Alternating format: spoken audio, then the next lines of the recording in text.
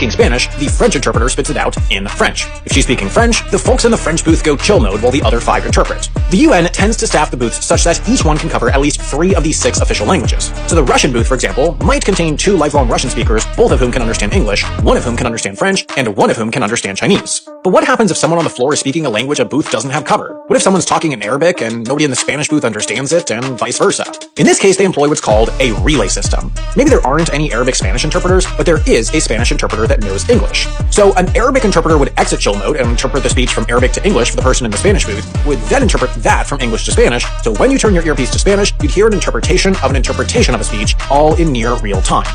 This happens pretty often. English-Spanish interpreters are a dime a dozen, but what about Russian Spanish, Arabic Spanish, Chinese French? Those are unicorns. In fact, the UN needs a relay system so often when interpreting from Arabic and Chinese that all the interpreters who work in those 2 booths must be able to interpret both into their language, like normal, and out of it, for relay purposes. This means there are often 3 people in those booths instead of 2, and that they very rarely get to experience chill mode. To avoid muddling things too much, the UN only allows 1 middleman language when they go into a relay system. So while you could hear words that went from Arabic to English to Spanish, they wouldn't give you a live interpretation that had gone from Arabic to English to Russian to Chinese, then back to Arabic for kicks, then to unknown, then to Spanish. But Sam, you've surely wondered by now,